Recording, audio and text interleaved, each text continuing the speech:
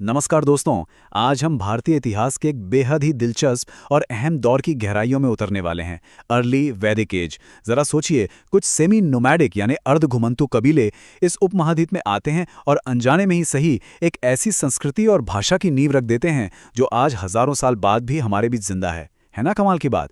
तो चलिए आज के इस एक्सप्लेनर में इस ऐतिहासिक सफर की शुरुआत करते हैं। ओके, सबसे पहले इस पूरी टाइमलाइन को सेट करते हैं। जब लगभग 1500 बीसी में हमारी पुरानी इंडस वैली सिविलाइजेशन खत्म हो रही थी, ठीक उसी समय वैदिक पीरियड ने अपनी जगह बनानी शुरू की। इस पूरी वैदिक सिविलाइजेशन को हम आसानी से दो हिस्सों में बांट सकते हैं। पहला 1500 से 1000 बीसी तक का अर्ली वैदिक एज, जिसे हम ऋग वैदिक काल भी कहते हैं, और दूसरा 1000 से 500 बीसी तक का लेटर वैदिक एज। आज हमारा पूरा फोकस इस पहले वाले हिस्से यानी अर्ली वैदिक एज पर ही रहने वाला है। आज के इस सेशन में हम इन 6 पिलर्स पर बात करेंगे। आर्यों का आगमन, ऋग्वेद और दुनिया से उसके तार, उनके राजा और युद्ध, उनका पारिवारिक जीवन, उनकी इकोनॉमी और प्रकृति के देवता। तो चलिए बिना किसी देरी के टॉपिक के अंदर चलते हैं। सेक्शन 1, आर्यों का आगमन।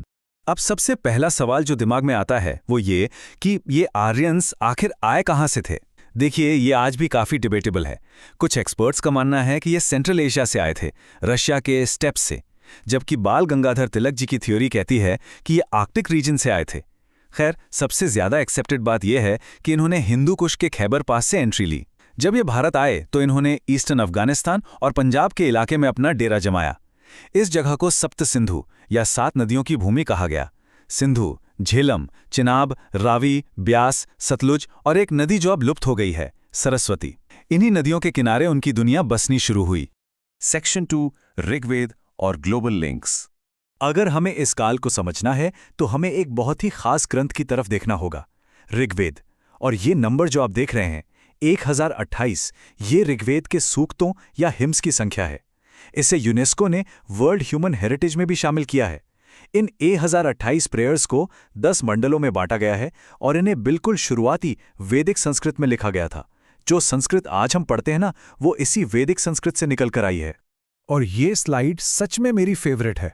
ये दिखाती है कि उस समय दुनिया कितनी ज़्यादा कनेक्टेड थी। आप ऋग्वेद को देखिए, ईरान के ज़ैंद अवेस्ता को देखिए या ग्रीक ग्रंथ होमर्स इलियड को। आपको कमाल की समानताएं दिखेंगी। घोड़े को ऋग्वेद में अश्व कहा गया है और बिल्कुल वैसे ही शब्द ग्रीक में भी मिलते हैं। आग की पूजा करना, बर्च के पेड़ की लकड़ियों का इस्तेमाल और यहाँ तक कि दाह संस्कार के तरीके, ये सारी चीज़ें इन अलग अलग जगहों पर कॉमन थीं। मतलब जेनेटिक और लिंग्विस्टिक लिंक्स एकदम साफ नजर आते हैं। सेक्शन 3, राजा, सभाएं और उनके युद्ध। अब बात करते हैं उनके पॉलिटिकल स्ट्रक्चर की। उस समय जो कबीला होता था उसे जन कहते थे और उनके चीफ को राजन। राजन को गोपा भी कहा जाता था। अब आप सोचेंगे कि राजन का काम क्या था। उनका मेन काम था अपने कबीले और अपनी गायों को दुश्मनों से बचाना। और सबसे मजे की बात बताऊं, उस टाइम पर आज के जैसे कोई टैक्स कलेक्टर या परमानेंट जज नहीं बैठे होते थे। सिस्टम बहुत ही बेसिक और जरूरत के हिसाब से चलता था। प्रशासन को सुचारू रूप से चलाने के लिए उनके पास कुछ असेंबलीज होती थी। इसमें 2 बहुत ही प्रमुख थे, सभा और समिति। सभा कुछ खास या एलिट लोगों का एक छोटा ग्रुप था, जबकि समिति में आम जनता हिस्सा लेती थी। और यहाँ एक बहुत ही प्राउड फैक्ट ये है कि उस दौर में महिलाओं को भी इन असेंबलीज में, खासकर सभा और विदत में पार्टिसिपेट करने का पूरा हक था। अब ये जो नंबर 10 है, ये वैदिक इतिहास के सबसे एपिक मोमेंट्स में से एक को दर्शाता है। ये जुड़ा है बैटल ऑफ 10 किंग्स यानी 10 राजाओं के युद्ध से। रावी नदी के किनारे ये एक बहुत ही भयंकर लड़ाई हुई थी। इसमें भरत कबीले के राजा सुदास ने 10 अलग अलग ट्राइब्स के अलायंस को हरा दिया था। इस अलायंस में 5 आर्यन और 5 नॉन आर्यन ट्राइब्स थीं। राजा सुदास की इस एक जीत ने पूरे रीजन का पॉलिटिकल मैप बदल दिया और इसी भरत ट्राइब के नाम पर आगे चलकर हमारे इस देश का नाम भारतवर्ष पड़ा। सेक्शन 4, परिवार और सामाजिक जीवन। चलिए अब जरा आम इंसानों की जिंदगी में झांकते हैं। उनका समाज नातेदारी या किनशिप पर टिका हुआ था। इसे ऐसे समझिए, सबसे बेसिक यूनिट थी कुल यानी एक परिवार। बहुत सारे कुल मिलकर बनाते थे एक विस या क्लैन, और ढेर सारे विस मिलकर बनाते थे एक जन या ट्राइब। जन उस समय समाज की सबसे बड़ी इकाई होती थी। अब ये जो फैक्ट्स है ना, ये हमारे आज के कई मिथ्स को पूरी तरह से तोड़ देते हैं। अर्ली वैदिक सोसाइटी बहुत हद तक इगैलिटेरियन थी। वहाँ चाइल्ड मैरिज या सती जैसी कोई चीज़ एग्जिस्ट नहीं करती थी। इंसान का पेशा या काम उसके जन्म से तय नहीं होता था, बल्कि सोशल मोबिलिटी बहुत हाई थी। जो रिजिड कास्ट सिस्टम या वर्ण व्यवस्था हम बाद में देखते हैं, वो इस समय नहीं थी। उसका पहला जिक्र ऋग्वेद के एकदम अंत में जाकर मिलता है।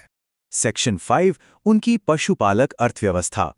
इकोनॉमी की बात करें तो आज के टाइम में अमीर होने का मतलब है पैसा, जमीन, प्रॉपर्टी, पर उस समय ऐसा बिल्कुल नहीं था। उस वक्त की अर्थव्यवस्था को समझने के लिए आपको बस एक शब्द समझना है, गविष्ठी। इसका मतलब होता है गायों की खोज।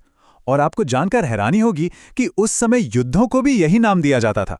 मतलब उनके लिए जमीन नहीं, बल्कि गायें ही अल्टीमेट वेल्थ थीं।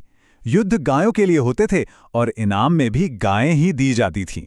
व्यापार ज्यादातर बार्टर सिस्टम यानी चीजों की अदला बदली से होता था। हाँ, बड़े सौदों के लिए निष्क नाम के सोने के सिक्कों का भी जिक्र मिलता है। राजा कोई फिक्स टैक्स नहीं लेता था, लोग अपनी मर्जी से बलि नाम का चढ़ावा देते थे। उस वक्त लोग तांबे और कांसे यानी अयस्क का इस्तेमाल तो करते थे, लेकिन सबसे जरूरी बात, उन्हें आयरन यानी लोहे की कोई जानकारी नहीं थी। सेक्शन 6 प्रकृति के देवता। आर्यंस की जिंदगी नेचर के इर्द गिर्द घूमती थी और उनका धर्म भी बिल्कुल वैसा ही था। वो नेचुरल फोर्सेस की पूजा करते थे। इंद्र उनके सबसे पावरफुल देवता थे, बारिश और युद्ध के देवता। ऋग्वेद में सबसे ज्यादा प्रेयर्स उन्हीं के लिए हैं और उन्हें पुरंदर यानी किलों को तोड़ने वाला भी कहा गया। दूसरे थे अग्निदेव और तीसरे वरुण, जो पानी और नेचुरल ऑर्डर को बैलेंस करते थे। समाज पैट्रियार्कल था, तो मेल देवताओं का इन्फ्लुएंस हमें यहाँ ज्यादा दिखता है। उनका धर्म बहुत ही सीधा और प्रैक्टिकल था। कोई मंदिर नहीं, कोई मूर्तियां नहीं। पूजा का सबसे मेन तरीका था यज्ञ। और ये यज्ञ किसी बहुत बड़े स्पिरिचुअल ज्ञान के लिए नहीं होते थे, बल्कि डेली लाइफ की ज़रूरतों के लिए होते थे। जैसे अच्छी फसल मिल जाए, गायें सुरक्षित रहें, बच्चे स्वस्थ रहें।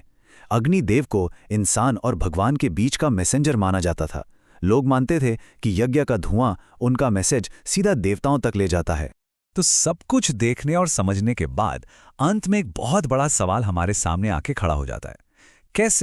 कैसे एक मोबाइल गायों को चराने वाली सेमी नोमैडिक सोसाइटी ने एक ऐसी संस्कृति और भाषा की नींव रख दी जो इतने हजार सालों बाद आज भी हमारे बीच फल फूल रही है।